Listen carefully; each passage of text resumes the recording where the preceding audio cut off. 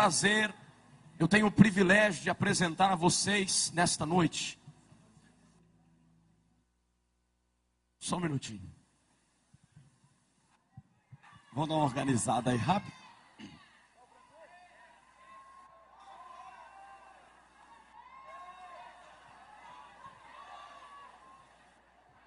Glória.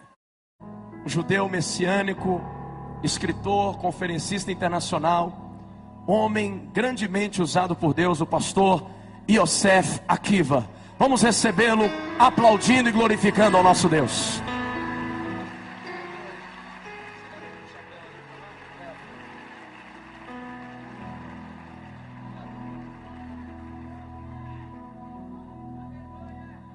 Boa noite, queridos irmãos. Que a paz de Jesus esteja com todos. Pode se assentar.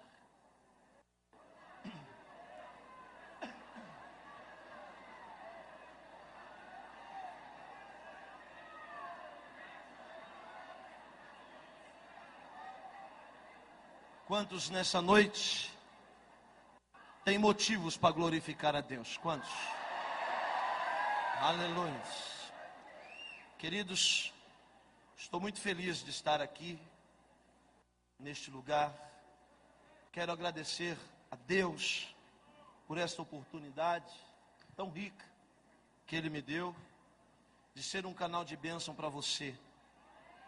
Sempre quando eu venho em Belo Horizonte, eu digo que Belo Horizonte é a terra do avivamento. Sempre, sempre. E eu tenho algumas certezas aqui nessa noite. Uma delas, eu tenho certeza que nesse altar passaram muitos homens de Deus, mas nenhum com a barba tão bonita igual a minha. Nenhum. Não passou. Eu estava olhando aquelas fotos ali. Olha lá, que bonitão lá no canto. Olha lá. O último lá, perto do reverendo doutor Nelson Rocha. Olha lá, o judeu, tá vendo? É a barba mais bonita que tem. Quem chega mais perto é o Jorge, tá vendo? Quem está me achando meio esquisito assim pelo meu jeito? Pode ser sincero, pode ser sincero. Aí, glória a Deus. Mas eu quero lhe dizer uma coisa. Está me achando esquisito também? Não? Oh. Mas eu quero dizer uma coisa. Deus usa também coisas esquisitas. Muitas das vezes Deus usa as não convencionais mais do que os convencionais. Amém? Quantos que vieram ouvir a voz de Deus aqui nessa noite? Muita gente sabe que eu estava escalado para pregar tarde. E Deus moveu algo para me pregar agora à noite. E eu fui tirar uma palavra. Puxa vida, Deus.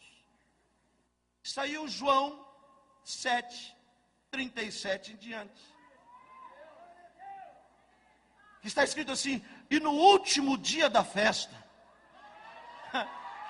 levantou-se Jesus e disse: aquele que crê em mim, como diz as Escrituras, fluirão de dentro de si rios de água viva.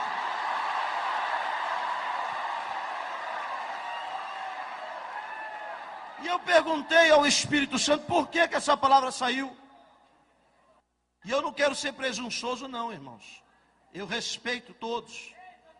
Mas Jesus disse para mim que Ele vai se levantar aqui no último dia, na última hora.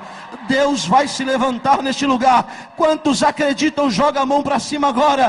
Abre a tua boca, crente da glória a Deus. Aleluia. Sem delongas, vamos abrir a Bíblia Sagrada. Sefer Yeshayahu. Sefer Yeshayahu. Quem encontrou, diga glória a Deus. Vai ter que ler, falou glória, vai ter que ler. Posso falar devagar para você entender? Sefer Yeshayahu, capítulo 6. Não achou? O livro de Isaías, capítulo de número 6, E agora sim, quando você encontrar, por favor, coloque-se de pé em reverência à palavra de Deus.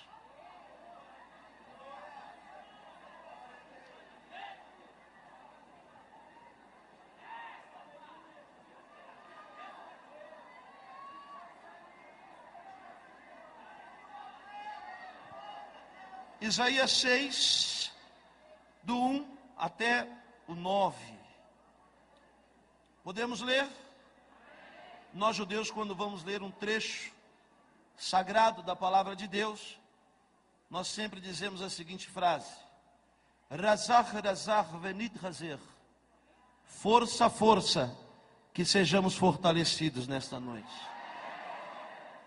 Está escrito assim: no ano da morte do rei Uzias, eu vi o Senhor assentado sobre um alto e sublime trono, e as abas de suas vestes enchiam o templo.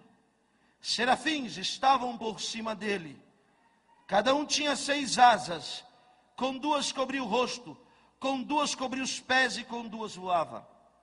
E clamavam uns para os outros, dizendo: Santo, Santo, Santo é o Senhor dos exércitos, toda a terra está cheia da sua glória. As bases do limiar se moveram à voz do que clamava, e a casa se encheu de fumaça. Então disse eu: ai de mim, estou perdido, porque sou homem de lábios impuros, e habito no meio de um povo de impuros lábios, e os meus olhos viram o Rei, o Senhor dos exércitos. Então um dos serafins voou para mim, trazendo na mão a brasa viva que tirara do altar com uma tenaz. E com a brasa tocou a minha boca e disse: eis que ela tocou os teus lábios, a tua iniquidade foi tirada e perdoado o teu pecado. Depois disso ouvi a voz do Senhor que dizia: a quem enviarei? Quem há de ir por nós? Disse eu: eis-me aqui, envia-me a mim. Para encerrar o 9 diz: então disse ele: vai e diz a este povo: ouvi, ouvi e não entendais, vede e vede, mas não percebais. Feche os seus olhos, não a Bíblia, os olhos. Baruch, Baruch atah Adonai Eloheinu melech haolam. Bendito és tu, eterno nosso Deus, Rei de todo o universo. A sua palavra dura para sempre, Senhor. Sonda os nossos corações aqui nessa noite. Fecha esse seminário com chaves de ouro, Senhor. Não por mim, Senhor, mas pelo teu povo que tanto o Senhor ama. Por aqueles que vieram aqui, Senhor, em busca de uma resposta, em busca de uma palavra, e vão levar este avivamento para a sua casa, para o seu bairro, para a sua cidade, ó Deus, para a sua igreja. Senhor, eu tenho certeza, ninguém vai sair daqui de mãos vazias, porque o Senhor está no nosso meio. Nós te damos graça em nome de Jesus. Amém e amém. Só os pentecostais sentam dando glória a Deus.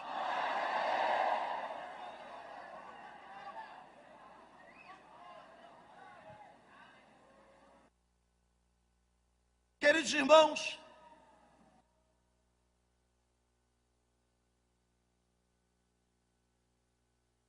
eu estava me recordando um dia desses, que alguns anos atrás eu vivi uma das maiores crises da minha história. Alguns anos atrás eu vivi uma crise muito profunda, espiritual, crise financeira. Alguns anos atrás eu vivi uma crise de identidade muito forte. Foi um momento muito duro, muito crítico na minha vida. Era uma tormenta na minha vida. E eu clamei a Deus e disse: Senhor, eu queria saber só uma coisa. Se isso só acontece comigo, se essa situação que eu estou vivendo só acontece comigo. Deus me respondeu dizendo para mim o seguinte: eu sou Deus que estou por trás das circunstâncias da vida. Eu estou dizendo isso porque É fácil alguém olhar para Isaías hoje e admirá-lo como um profeta. Mas talvez poucos aqui poderiam imaginar a situação de Isaías no capítulo 6 do livro do profeta Isaías, que leva o seu nome. Isaías estava passando um dos momentos mais críticos, mais duros, mais difíceis da sua vida. Isaías estava passando por uma decepção muito grande. Qual essa? A decepção de perder um parente próximo. Não sei se você já passou por isso. A decepção de perder um amigo, uma pessoa boa. Era uma circunstância que levou Isaías ao desânimo. Mas por detrás daquela circunstância, existia um plano de Deus para a vida do profeta. Se você fazer uma análise dos 5 primeiros capítulos do livro do profeta Isaías, mais de 70% das suas profecias são profecias amargas, de juízo, são profecias duras. Mas quando chega no 6º capítulo, eu imagino que Isaías estava tão decepcionado, porque naquele ano, o rei Uzias, rei de Judá, Melech Yehudi, ele havia morrido. Era uma decepção para a sua nação, era uma decepção para ele como profeta, porque Isaías era um parente muito próximo de Uzias. E ele começa descrevendo a virada de mesa na sua vida. Ele começa dando a informação de que essa virada aconteceu depois de que ele foi acometido por uma grande tragédia na sua vida. Eu quero dizer para você que chegou aqui nessa noite, Deus está por detrás desse momento que você está vivendo. Na dor de Ana em 1 Samuel, capítulo 2 em diante, olhe para mim, Ana tinha um sonho, tinha uma dor, tinha um projeto. Ana precisava de um filho de qualquer maneira. Eu sei que você entrou aqui com muitos sonhos, muitos projetos. Eu sei que você chegou aqui neste seminário sonhando alto, precisando de um milagre. Tem alguém precisando de um milagre aqui?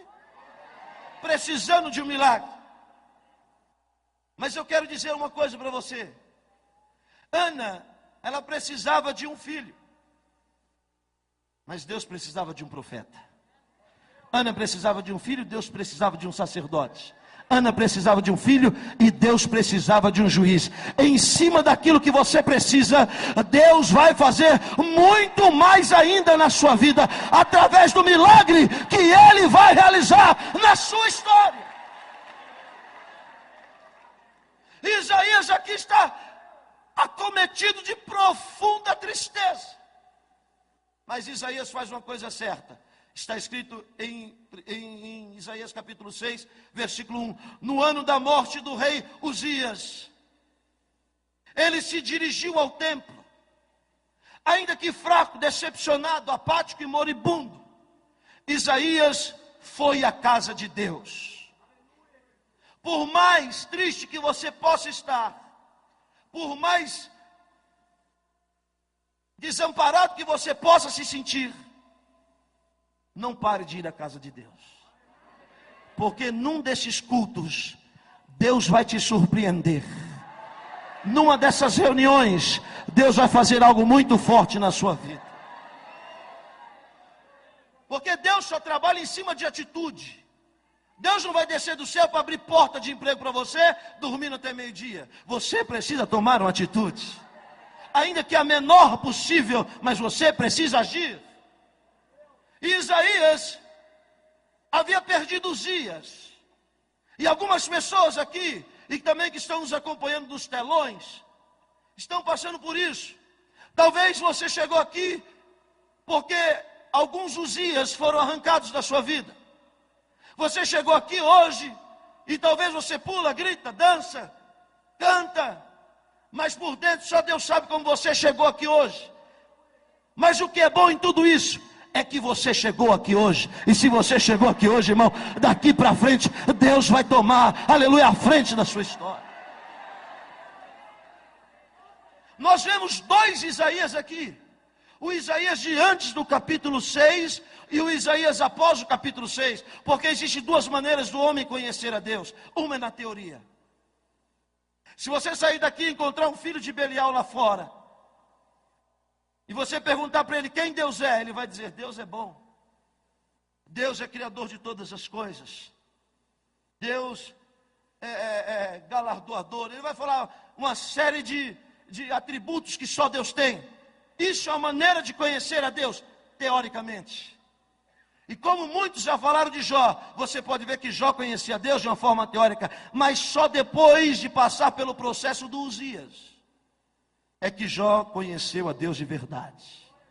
Sabe, irmãos, existem momentos da nossa vida que Deus precisa tirar alguns Uzias da nossa vida. E eu quero profetizar aqui nessa noite que alguns Uzias serão tirados da sua vida, para que você experimente um relacionamento estreito e garantido com Deus.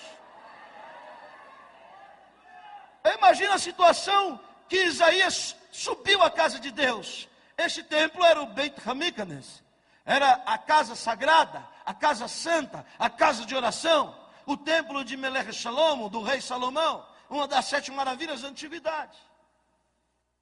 E ele vai, talvez, isso é uma colocação minha, talvez Isaías vai ali para aquele culto, com a sua carteirinha de profeta no bolso, e dizendo: esse é o último culto que eu vou. Eu não aguento mais essa vida de profeta. Essa vida de profeta é muito dura, porque eu faço tudo que Deus me manda. Eu obedeço tudo que Deus manda eu fazer, e as coisas não dão certo na minha vida. Deus manda eu profetizar, eu profetizo. Deus manda me calar, eu me calo. Deus manda eu falar, eu falo. Eu obedeço, arrisca tudo que Deus manda eu fazer, porém as coisas não têm dado certo na minha vida. E talvez Isaías está com a sua credencial de profeta no bolso. Talvez ele vai subir ao templo para entregá-la aos sacerdotes. Talvez ele vai subir na casa de Deus como aquela hiena que você já conhece do desenho, né? Oh, dia. Oh, céus. Oh, vida. Tem pessoas que já entram na presença de Deus de cabeça baixa. Mas não é cabeça baixa por reverência, não. É baixo porque está se sentindo derrotado. É baixo porque uma perca lhe acometeu de tal forma que tirou as suas forças. E eu imagino o profeta indo à casa de Deus assim. Mas quando ele vai aqui, de cabeça baixa, ele entra na presença do Senhor, ele entra no templo e ele pensa: é mais um culto, é mais uma mensagem, é mais uma rotina. Ele não sabia que Deus tinha tomado a decisão a respeito dele. Deus hoje está tomando a decisão a seu respeito.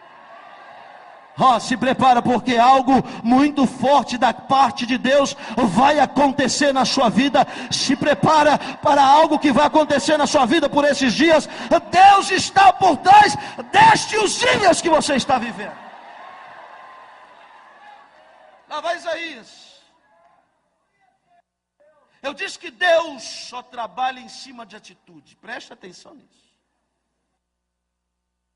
Porque quando ele vai naquele ano, no ano da sua decepção, no ano da sua dor, no ano da sua tristeza, no ano da sua amargura, ele vai no ano da morte do rei Uzias, ele entra na casa de Deus e o que ele vê? Ele vê tudo que o diabo não queria que ele visse. Porque você pode entrar na presença do Senhor e ver uma série de coisas que o diabo pode te mostrar. Eu conheço crente que vai para a igreja só para ver o defeito dos outros, só para falar mal do pastor. Eu conheço crente que vai para a igreja só para falar mal da vida alheia, só para falar mal da roupa da irmã, do carro do irmão. Se o pastor está com um carro novo, é porque está roubando. Se ele está com um carro velho, é porque é miserável. Ai, língua desgraçada.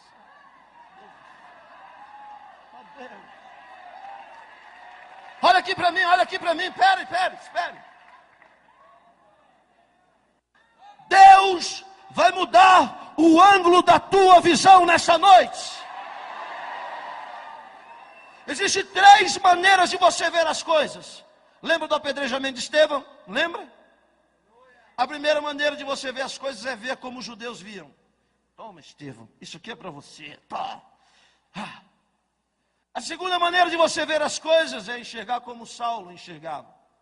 Com as roupas do diácono nos pés, Saulo olhava para ele e dizia: que fé, queria ter uma fé dessa, entregar a sua vida pela sua fé. E a terceira maneira de você ver as coisas, é a maneira que você vai ver a partir de hoje. É a maneira de você olhar como Estevão olhava. Porque Estevão não estava olhando para os judeus e nem para Saulo. Ele estava olhando para os céus que estavam abertos. E Jesus estava à destra do Pai, esperando ele. Olha para Deus, olha para o céu, olha para Jesus. Você vai ver, aleluia, e nunca vai se decepcionar. Nunca. Porque às vezes você entra na igreja, talvez você venha num congresso desse e você vê tudo o que Deus não quer que você veja. Isaías entrou assim: eu vou ver o sacerdote. Sabe o que ele viu? Ele viu o Senhor. Eu quero profetizar porque o Espírito Santo está falando comigo. Prepare-se. Você vai ver Deus se manifestar na sua vida. Prepare-se para ver o Senhor na sua vida. Prepare-se. Ele ousa levantar a cabeça. De cabeça baixa ninguém pode ver Deus. Ele entra de cabeça baixa, mas ele toma uma atitude, levanta os olhos. O que ele vê? Ele tem um arrebatamento de sentido. Tinha outras pessoas perto dele que não estava vendo. Cutuca quem está ao seu lado e diga: não corra esse risco.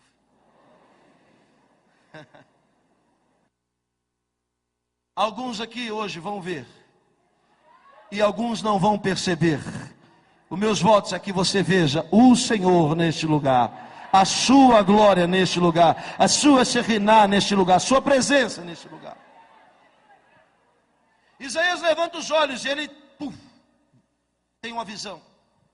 Ele diz: eu vi o Senhor num alto, muito alto e sublime trono. É o terceiro céu, outra dimensão de vida, aonde ele está. O primeiro é esse daqui que você conhece, onde estão as estrelas, ou melhor, a atmosfera, onde estão os demônios, depois as estrelas, os astros, e o terceiro céu é mais alto do que as estrelas, é acima das estrelas, onde está o trono de Deus.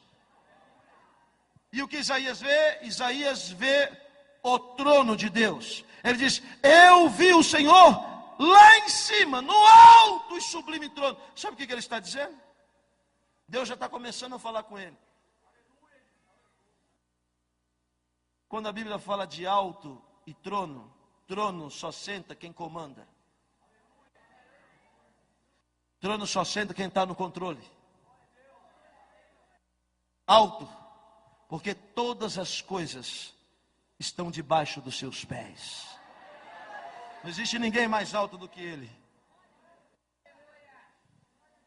Alto e sublime trono. E aí ele continua. A visão, agora preste atenção, a visão vai tomando proporções, vai aumentando.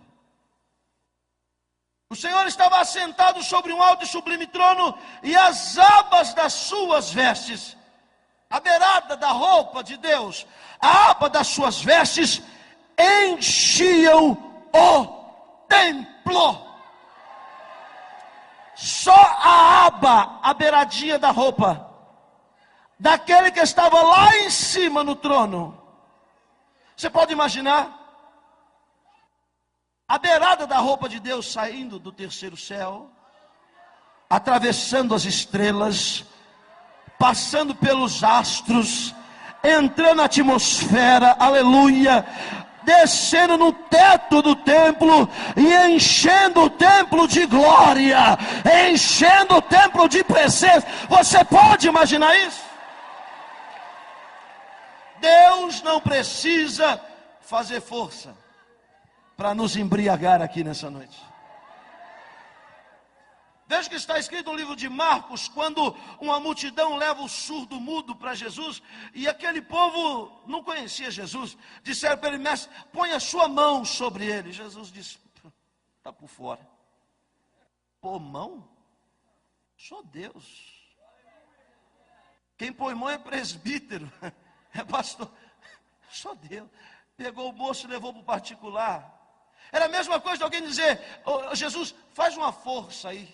Vocês esqueceram que a Bíblia diz que Deus e a sua mão é tão forte, tão poderosa, que numa mão ele segura o globo terrestre, na outra uma criança recém-nascida, e as duas coisas para ele têm o mesmo peso, porque ele é poderoso, a sua mão é grande.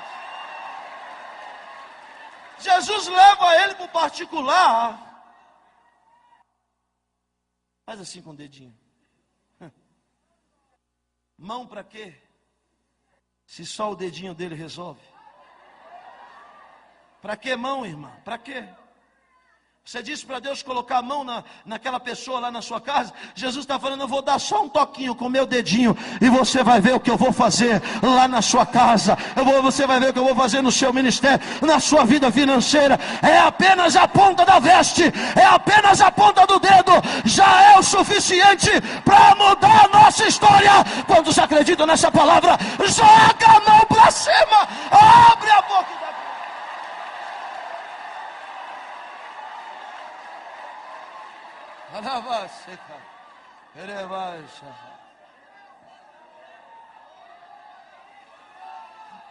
A visão vai tomando dimensões, é um degrau, porque vida com Deus é degrau, viu, irmãos?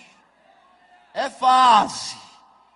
Tem crente que se converteu ontem, já quer subir 4 degraus de uma vez. Cuidado para não cair, a queda é grande. É degrau por degrau, é fase por fase. Aleluia. Olha aqui a dimensão que a visão vai tomando, preste atenção. Eu estou falando de um homem que entrou na presença do Senhor, eu vou colocar aqui igreja, entrou no templo com uma motivação: entregar a carteirinha e parar. Sabe, esse negócio de ser crente é difícil. Sabe que esse negócio de pregar, isso não é mole. É verdade que muitos são chamados, mas poucos são os escolhidos. A dimensão vai aumentando. Versículo de número 2. Serafins estavam por cima dele. Cada um tinha 6 asas. Irmãos, 5 minutinhos só para me fazer um comentário. 5. A palavra serafim quer dizer seres de fogo. Eu não estou falando daqueles anjinhos perereca que tem ali na casa esotérica, com um bumbum de fora, um asinho, um arco e flecha na mão, não. Não estou falando desses daí, não. Eu estou falando de seres totalmente de fogo, afogueados. E tem mais. 6 cilindros eram os anjos. 6 asas. Não era 1.0 não, era 6. E ele está olhando. Irmãos, desculpe, só um comentário. É impossível um serafim estar aqui no nosso meio hoje. O homem conhece a hierarquia angelical, e nessa hierarquia o homem conhece apenas 4 tipos de seres espirituais. São os anjos. Do hebraico malach, quer dizer mensageiros. Nós conhecemos um pelo nome, chama-se Gabriel, valente de Deus.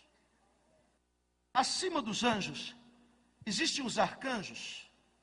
E a nossa Torá Sagrada, os nossos sábios dizem que existe um arcanjo que é guardião de Israel.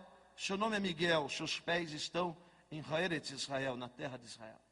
Ele que lutou com Satanás acerca do corpo de Moisés. Esses 2 tipos de seres podem se manifestar aqui nessa dimensão de vida que a gente vive. Mas acima deles, porque Deus é organizado, existem os querubins e os serafins acima dos querubins. Este mundo não suporta a manifestação de por exemplo, de um querubim. Deixa-me te explicar. A terra só foi visitada uma única vez por um querubim. se é que podemos dizer assim. Está escrito assim no Gênesis: no princípio criou Deus os céus e a terra. Versículo 2, muitos crentes acham que já aconteceu logo em seguida. E a terra era sem forma e vazia. Espera aí. Deus nunca faz nada deformado. Tudo que Deus forma é perfeito. Tudo que Deus faz é perfeito. Então por que no versículo 2 a terra está deformada? Por quê? Poderíamos encaixar entre eles Isaías 14, Ezequiel 28. Jesus diz: eu vi Satanás ser lançado de cima para baixo. A ciência diz, e talvez alguém já perguntou para você, e os dinossauros existiram ou não? Você vai dizer sim, existiram. Estão na primeira criação, no primeiro versículo. Eles existiram. Ou aqueles ossos são de quem? Meu que não é.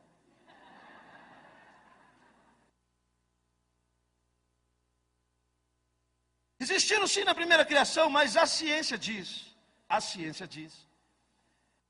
que a Terra se chocou com um meteoro na altura do Golfo do México, gerando ondas gigantescas. Foi uma catástrofe no ecossistema do planeta, varrendo toda a vida que existia no globo. Este meteoro que a Bíblia, ou que os cientistas dizem que era um meteoro, na verdade não era um meteoro, era um ex-querubim, que hoje chama-se diabo, Satanás.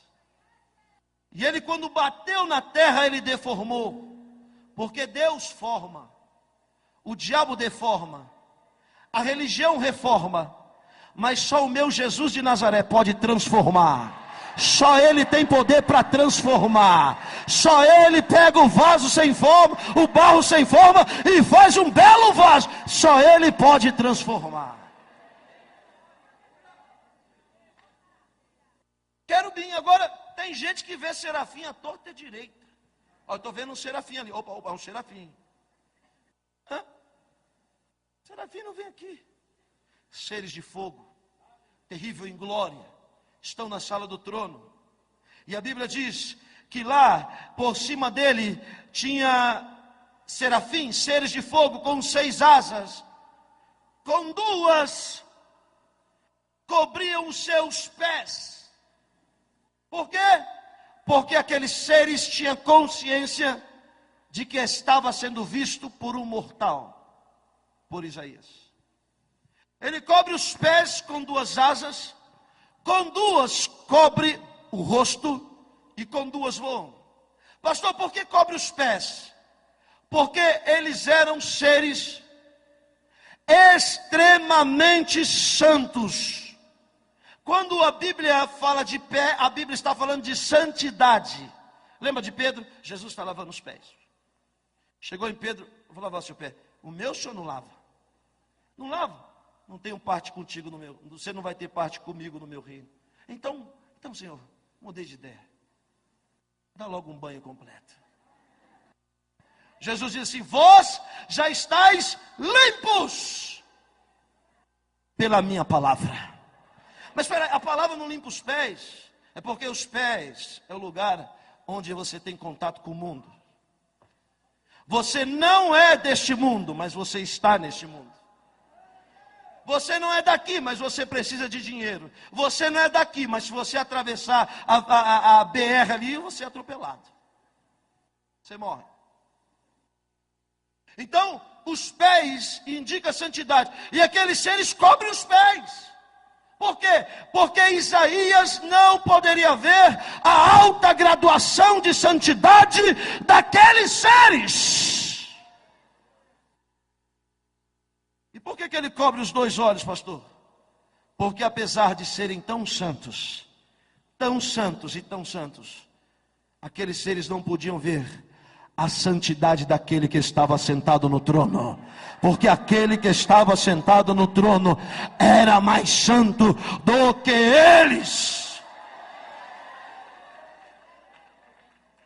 Ele continua: A visão vai tomando dimensões. Ele está aqui parado, as pessoas andando no templo sem perceber nada, e ele está aqui, ó, fora de si, tendo a visão.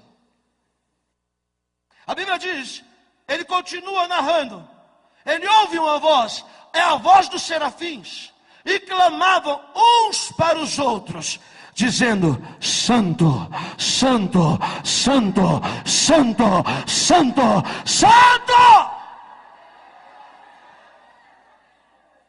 Dizem os judeus mais ortodoxos que o hebraico é a língua do céu, porque Isaías ouviu quando os serafins dizia: Kadosh, Kadosh, Kadosh,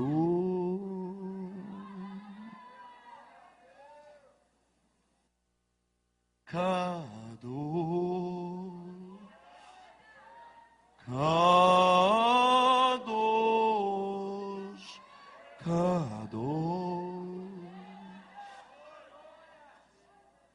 Kadosh, Kadosh, Kadosh, et Adonai Tshava'ot, Melhol Haaretz Kevod.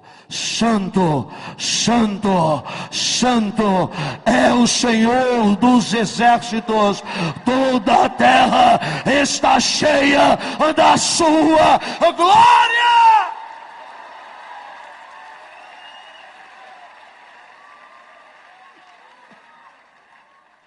Santo,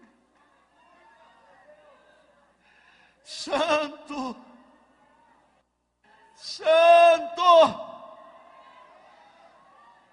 Kadosh, Kadosh, Kadosh.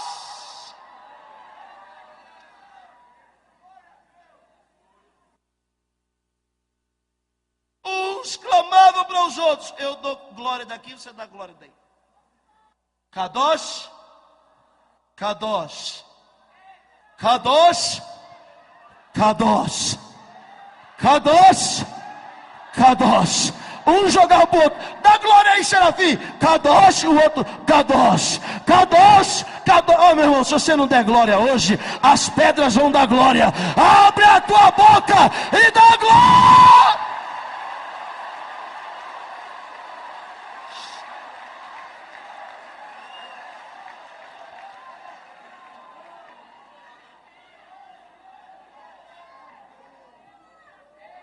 E andar com Deus é assim, é gradativo, as coisas vão aumentando, a profundidade vai chegando.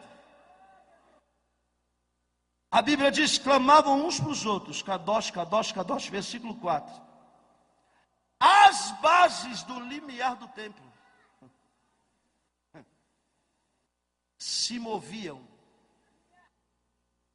quando os seres clamavam. Você já pensou? Lá em cima, lá em cima, lá em cima, muito lá em cima. Eles falavam assim, ó: Kadosh. Aqui onde Isaías estava, o templo balançava. Kadosh, e o templo tremia. Kadosh, e o templo balançava. As bases do limiar do templo estavam tremendo. Quando o serafim falava, o templo balançava. O serafim dava glória, o templo balançava. Kadosh, e o templo balançava. Eu quero profetizar nessa noite, eu quero. Só quem acredita, levanta a mão para receber. Deus vai mexer na sua base. Deus vai mexer na sua estrutura. Deus vai mover algo na tua vida. Achar! Se prepare para o mover de Deus na sua vida. Deus vai mexer tudo que está parado, tudo que está estagnado. Deus vai mexer na sua base.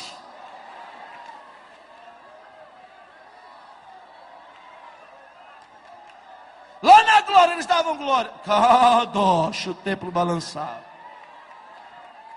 E o templo balançando, tremendo. E Isaías está aqui vendo tudo balançando. Os outros estavam pensando que era terremoto. Mas não era terremoto não, irmãos. Era o poder da exaltação ao nome do Senhor. A Bíblia continua dizendo que a casa, Beit, o templo, a Bíblia diz que se encheu de fumaça. Mas o texto original diz que não é fumaça, é Shekhinah. Shekhinah é a presença de Deus, que é tipificada também pela fumaça.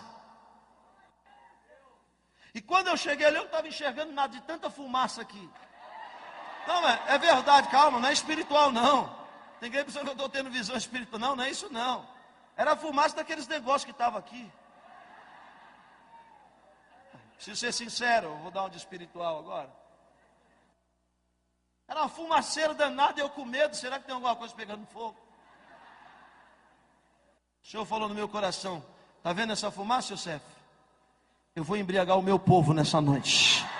Tão certo como essa fumaça está neste lugar, eles vão sentir a minha presença nessa noite. A minha presença vai se manifestar neste lugar. Só quem está sentindo, só quem está sentindo. Nada vai te perseguir.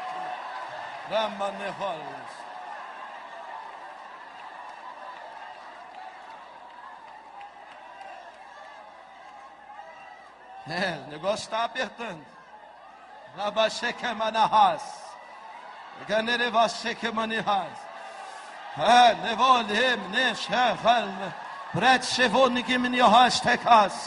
Se prepara, porque hoje Deus vai te batizar com o Espírito Santo. Se prepara que você vai sair daqui curado. Se prepara, porque Deus vai colocar dons na sua mão. Aleluia. A presença dele vai ser notória aqui e vai nos embriagar nessa noite. E não é com glória de anjo não, é nós que vamos dar glória. É nós que vamos dar glória.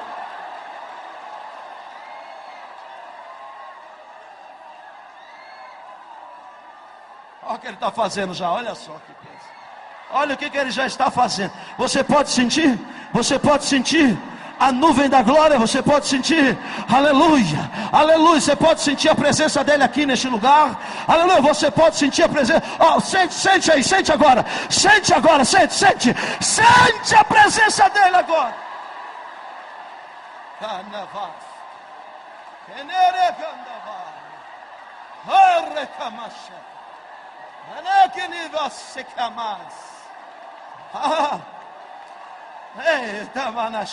Eu não vou segurar o Espírito Santo, não vou deixar, eu vou deixar.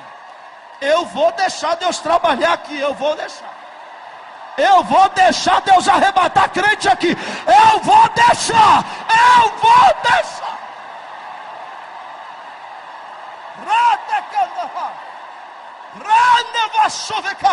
Aleluia. Se prepare para ver o Senhor. Os céus vão se abrir nesta noite.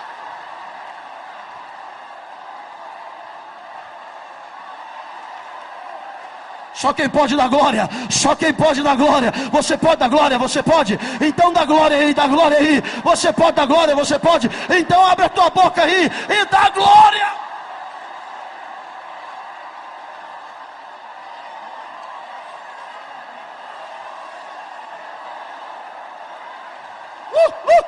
Mais poder, mais. Vai fechar com chave de ouro. Você vai sair daqui embriagado.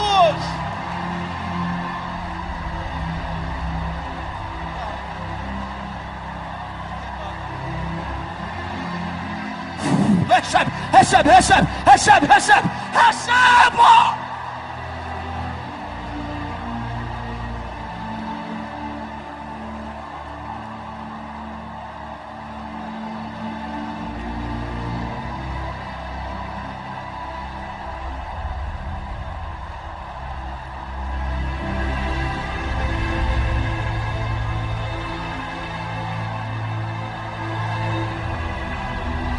Vai mover, Deus já está movendo, aleluia, Deus vai mover esse templo aqui,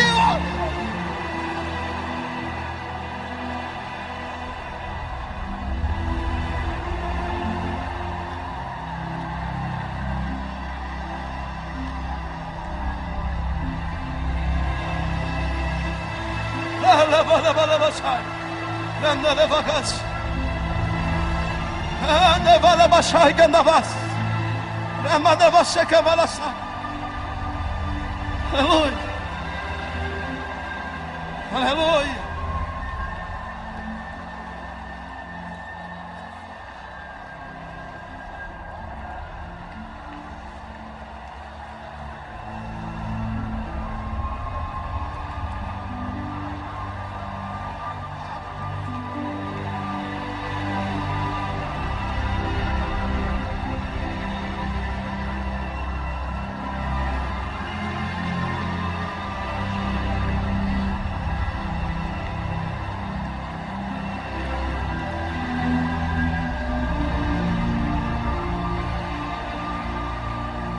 Os céus estão se abrindo nessa noite. Você vai ver o Senhor. Você vai ver o Senhor. Aleluia, Ele está sentado. Ele está no controle. Ele está no domínio.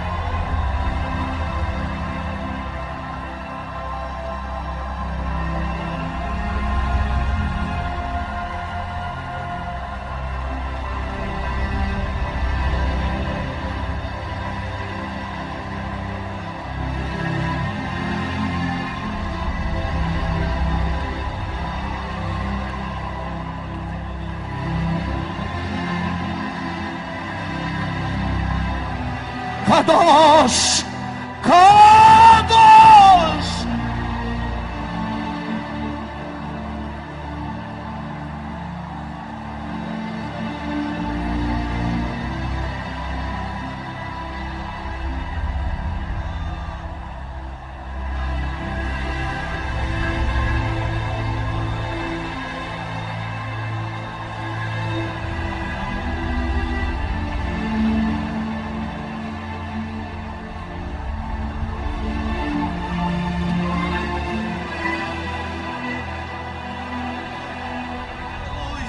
Aleluia, aleluia.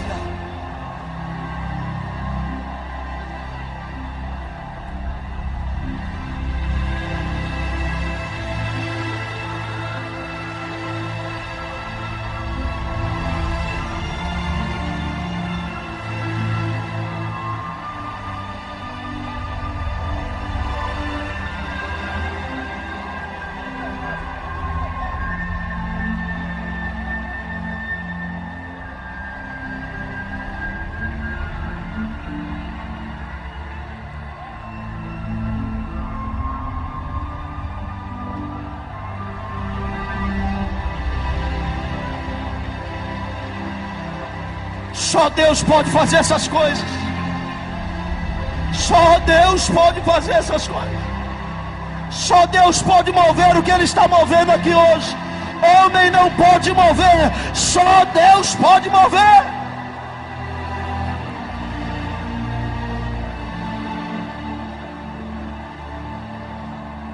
Aleluia. Aleluia. Oh, Anavagas.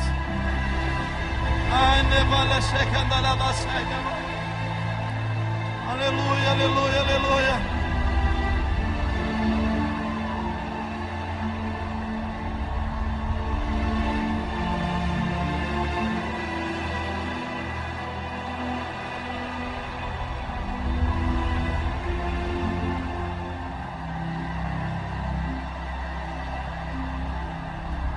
Receba dons agora. Receba dom de visão agora. Dom de cura, recebe. Começa a falar em língua se não é batizado com o Espírito Santo. Sente o fogo agora.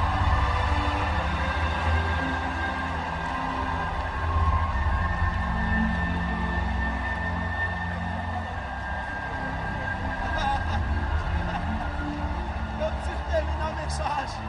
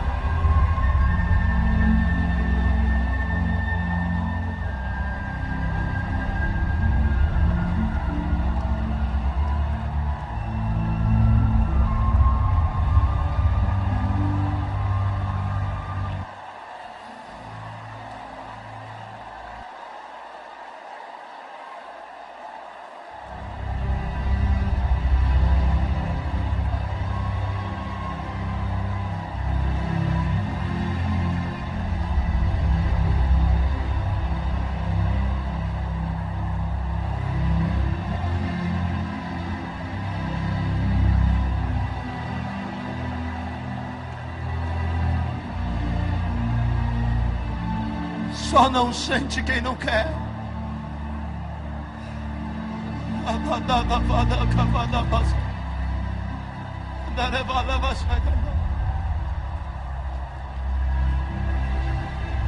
Só não sente quem não quer. Só não sente.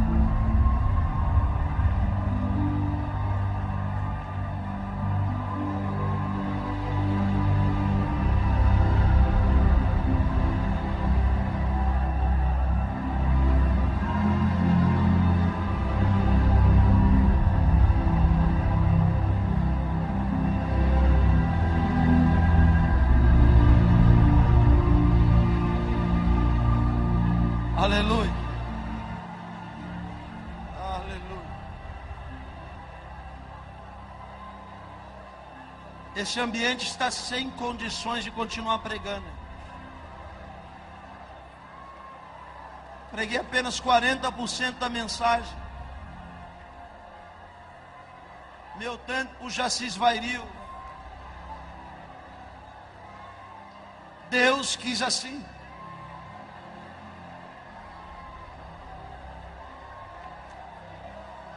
Pela primeira vez na minha vida eu não consigo terminar a mensagem. Pela primeira vez na minha vida eu não consigo concluir.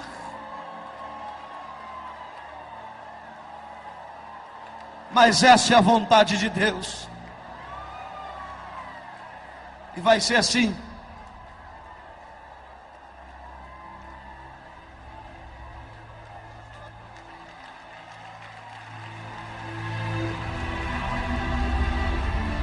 Dá glória a Deus aí, igreja.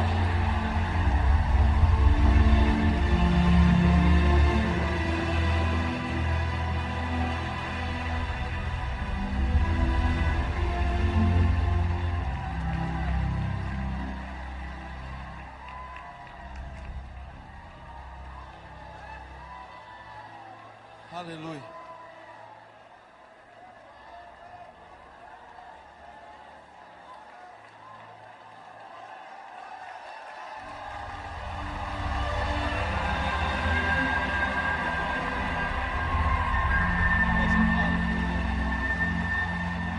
Maravilha, Pai.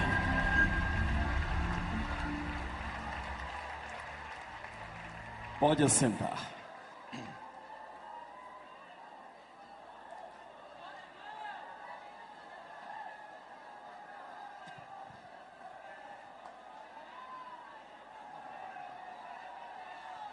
Irmãos, estou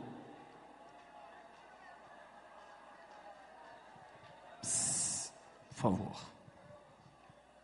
21 anos. Senta um pouquinho, senta um pouquinho.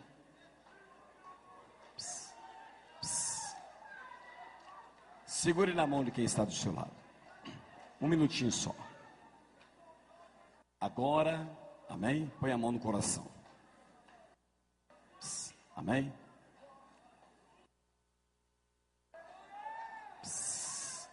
Amém? Arruma um lugar para o irmão sentar. Irmãos, quem está ao lado dele, coloca aí sentadinho. Obrigado.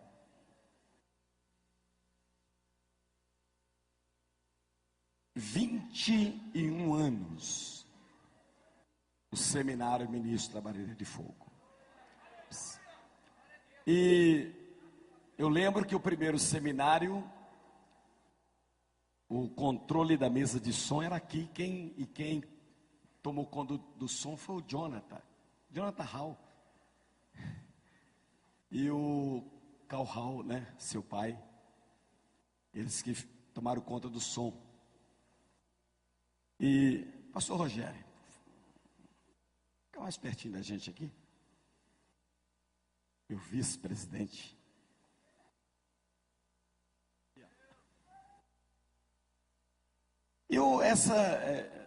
Esses dias eu tenho pensado muito sobre a história do nosso seminário. Lembrei muito do pastor Benedito Batista, que era o pregador do encerramento. Lembra? Sempre pregando nos encerramentos do seminário. Que foi para a glória. Outro pregador que Jesus levou também para junto de si foi o pastor Faulkner, que era também um dos preletores do seminário. Um dos presidentes da nossa igreja no Brasil. Sábado eu fiquei muito contente quando eu vi pregar aqui o pastor Joaquim Cantagalli, que num período ele estava enfermo, muito doente. Inclusive uma coisa que vocês não sabem, o médico deu para o pastor Joaquim Cantagalli 5 anos de vida. Mas o médico não sabia que o Deus do rei Ezequias era o Deus do pastor Joaquim.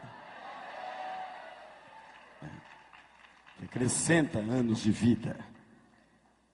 Enfim, muitas histórias. Eu falei na primeira noite que a vida nos desgasta muito, muito mesmo. As lutas, as provações, as dificuldades. A palavra do pastor Leandro Genaro hoje, uma palavra que, se você percebeu,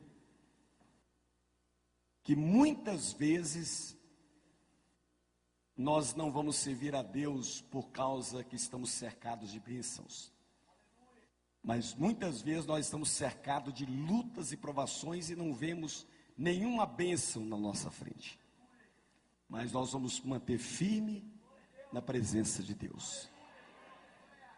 Então, a história do Seminário Labaredo de Fogo é uma história linda, de renovação, de avivamento.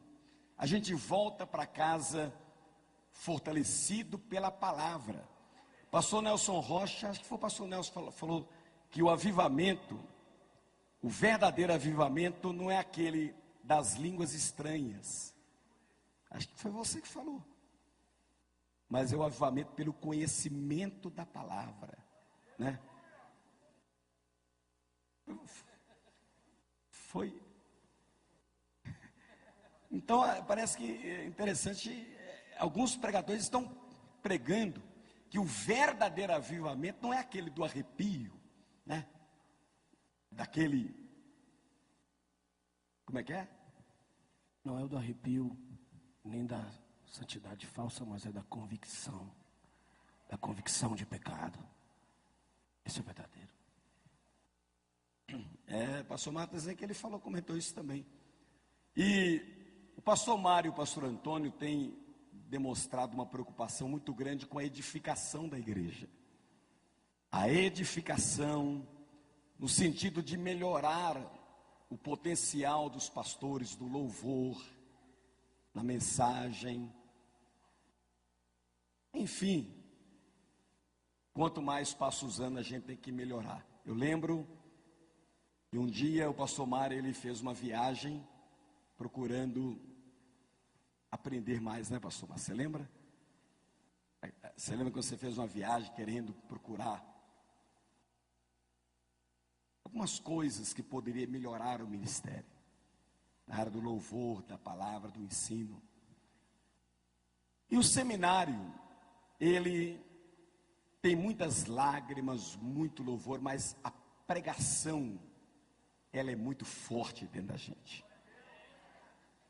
A pregação da palavra. E eu quero agradecer a todos vocês que estão aí nos telões, qualquer canto, que vieram de longe. Muitos já foram embora de ônibus, de viagem, muitos já foram. Já estão viajando pelas estradas aí, uns indo para Vitória, Rio de Janeiro, São Paulo, Rio Grande do Sul, Paraná. Vieram 47 pessoas de Curitiba, de uma outra denominação que eu esqueci o nome. Então, é um trabalho. E outra coisa, ninguém aqui tem ideia do trabalho que está por trás de uma organização, de um evento como este. Pastor Germano, não sei onde é que ele está, mas a organização começa quando termina esse seminário, a organização do próximo. É um ano de preparo, depois 6 meses de reuniões, de toda a equipe de trabalho, e enfim, muito trabalho. Mas a recompensa é a sua renovação espiritual. Quem é que está aqui que é de Belo Horizonte? Levante a mão. Belo Horizonte, mora em Belo Horizonte. Abaixa a mão. Quem mora na Grande BH? Amém. Agora quem mora fora da Grande BH, no interior de Minas? Agora quem mora fora de Minas Gerais? Bem alto assim.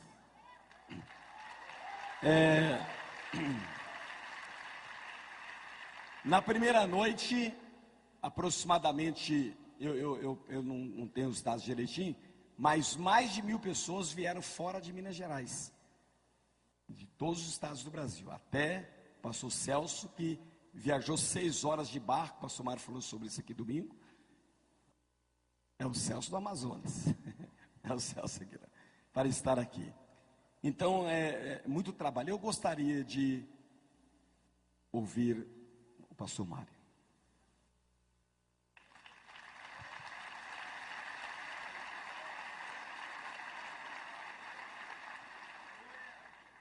Boa noite, paz seja convosco. Só uma correção, uma semana de barco e 6 horas de avião. Barco é para chegar em Manaus, para chegar no aeroporto. Já pensou? Irmãos, eu só posso, neste momento, quando estamos nos últimos minutos deste seminário, eu só posso levantar as mãos e dizer graças a Deus, porque ainda há pouco eu dizia que, pelo que me consta, que é do meu conhecimento, hoje, este seminário, ele é o maior evento deste nível que existe no Brasil. Desculpe se eu estiver mal informado, porque eu não tenho informação de que haja outras denominações que tenham feito seminários como este, a não ser algumas igrejas que promovem congressos, convenções entre os seus próprios membros. Mas este seminário, ele é aberto para todas as denominações, para pessoas de todo o Brasil. E eu quero agradecer a cada um de vocês, tanto aqueles que estão aqui como aqueles que não estão, que já foram. Agradecer pela sua compreensão. Como disse o pastor Jerônimo, um evento como este, vocês não podem imaginar, vocês não têm condições de imaginar a estrutura que está por trás de um evento como este. E você vê, irmãos, mais de 3.000 pessoas, quase 3.500 pessoas aqui, nenhum incidente, nenhum probleminha, nada. De jeito nenhum. Isto nós devemos,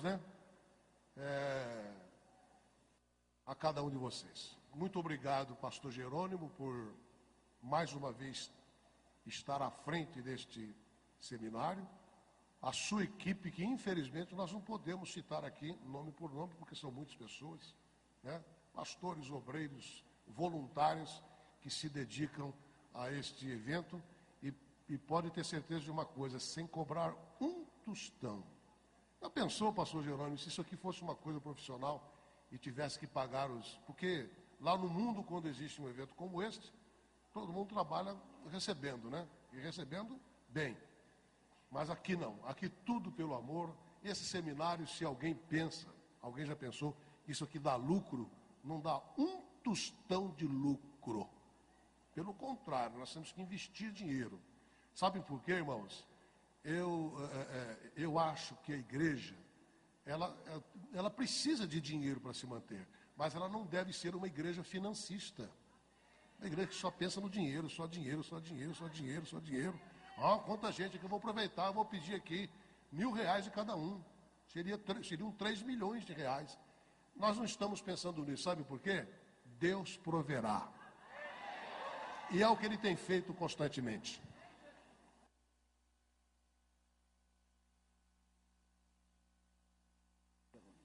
Tá bom, muito bem. Então, irmãos, essas são essas minhas palavras, Deus abençoe. Agora nós vamos fazer entrega como é que nós chamamos isso? Lá em São Paulo o pessoal chama de mimo, Uma lembrança do seminário. Pastor Rogério Amorim vai fazer entrega para o pregador desta noite,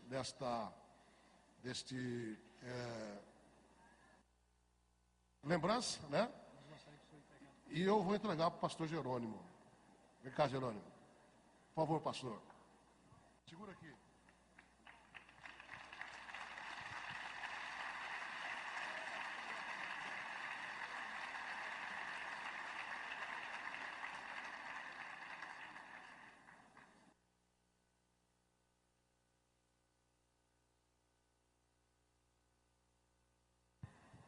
E é isto. Muito obrigado. Jerônimo, agora acho que... Um momento. Irmãos, eu esqueci de falar do material. E aqui à minha esquerda, aqui ó, por essa porta aqui ó, você vai ter acesso ao meu material ali. DVD R$15 e CD de mensagens R$5. Eu quero abençoar a sua vida. Deus abençoe. Mais uma vez eu quero repetir que eu não vou convidar a equipe de trabalho, porque cada um está num setor, mas a gratidão está aqui dentro do coração. Fica de pé a igreja, a noiva do Cordeiro. Amém? Pastor Rogério, ministra a bênção apostólica. Senhor, nós te damos graças, não apenas por tudo quanto aqui recebemos, mas conhecedores que somos que a tua bênção é permanecente, por tudo quanto ainda vamos receber como resultado deste seminário. Pedimos que o Senhor tenha em suas mãos cada uma dessas vidas preciosas que aqui estão, que vão enfrentar estradas, e alguns, como foi dito nessa noite, barcos até mesmo. Que o anjo do Senhor esteja acampado ao redor de cada um, guardando nossas vidas, livrando do acidente, do assalto, do perigo. Que a tua mão, Senhor, continue estendida sobre este ministério, e que o grande amor de Deus, a graça de Jesus e a comunhão do Espírito Santo seja com todos, hoje e sempre, e todos digam amém. Cumprimento o irmão da esquerda e da direita, dá um abraço nele, diga que você quer vê-lo aqui o ano que vem. Quero trazer à memória, Senhor, só o que pode me dar esperança. Aleluia. Quero trazer à memória só o que pode me dar esperança. Não vou pensar em nada que me entristeça. Não vou deixar ninguém pisar. Pastora Lourdes e Pedro Leopoldo, os membros da sua igreja estão chegando lá, ok? Quero lembrar para você passar aqui à sua direita ou então à esquerda.